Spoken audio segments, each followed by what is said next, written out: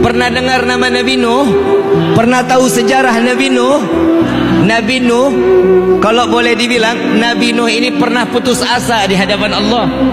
Ya Allah, hamba sudah dakwah, hamba sudah mengajak umat untuk memeluk agamamu, diajarkan untuk sujud kepadamu, melainkan mereka menentangku, mereka menghinaku, kata Nabi Nuh.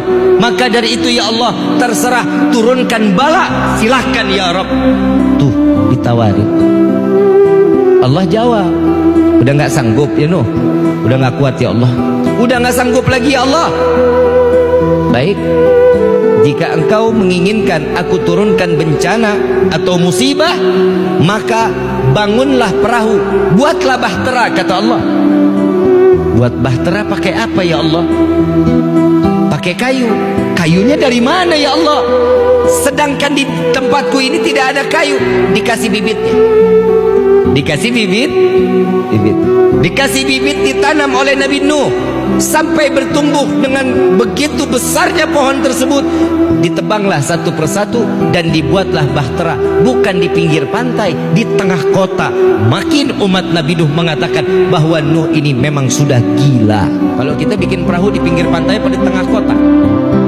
Pinggir pantai biar dekat untuk ketemu air, ketemu airnya. Ini di tengah kota bikin bahtera. Akhirnya ini hamba Allah yang mereka yang sakit hati dengan Nabi Nuh, yang gak mau dengar dengan dakwahnya Nabi Nuh, mereka berbondong-bondong.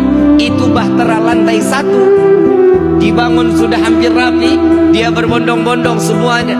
Dia kalau mau buang hajat, buang air kecil, buang air besar, larinya di bahteranya Nabi Nuh. Gak mau di kamar mandinya mereka, enggak, maunya di bahtera Nabi Nuh. Dan tanpa disadari, saat bahtera lantai pertama selesai, Nabi Nuh mau lanjut lantai kedua, di bahtera lantai pertama ini sudah hampir penuh dengan kotoran manusia. A'udzubillahi. Ujiannya Nabi berat apa enggak? Tapi Allah kasih solusi. Kita ujian baru corona kemarin sudah puyengnya luar biasa. Untung kiai di sini nggak ada yang minta ya Allah binasakan corona, tapi dipelihara akhirnya coronanya. Jadi duit sih, betul kan? Sampai akhirnya ada di, kita singkat ceritanya, disingkat nih, kalau dipanjangin bisa sampai jam 4 pagi kita.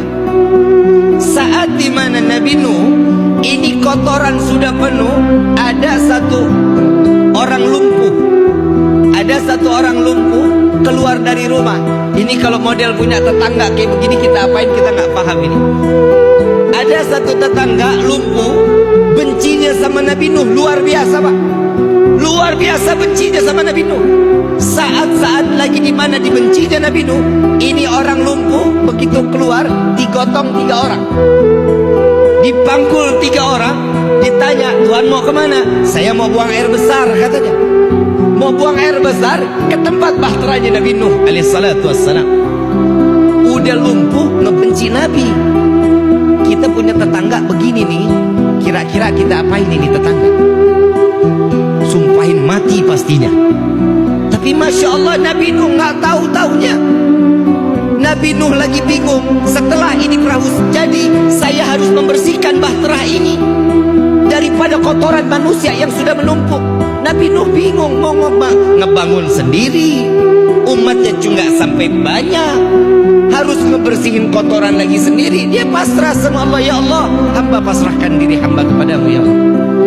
Subhanallah, ini orang lumpuh buang air sampai ke dalam, ditinggal sama yang gendong pegangan tiang. Subhanallah, begitu selesai kepleset Pak, kepleset sama kotorannya sendiri, jatuh terbalik, semuanya kotoran manusia dari ujung rambut sampai ujung.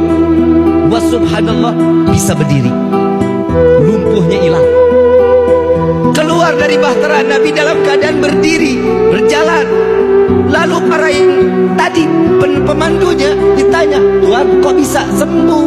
Tadi perasaan digendong, kok keluar sekarang jalan? Saya nggak tahu ada apa di dalam ini. Ini kotoran, ternyata kotoran inilah yang bisa menyembuhkan saya. Memang dasar nggak punya akal. Allah balikkan pikirannya, subhanallah, satu kampung ngerukin kotorannya sendiri. Sallu ala Nabi Muhammad. Masuk nggak di logika manusia? Masuk nggak ke logika manusia? Gak akan masuk. Yang kotorin dia, yang bersihin, mungkin apa enggak? Gak bakal mungkin. Tapi Allah sudah membalikkan hati seseorang dengan penuh keyakinan. Orang tersebut yakin bahwa kotoran yang ada di dalam kapal Nabi Nuh itu yang dapat menyembuhkan penyakit. Sampai kalau kita bilang kinclong lagi. Tahu kinclong? Tahu kinclong? Kayak iklan pencuci piring.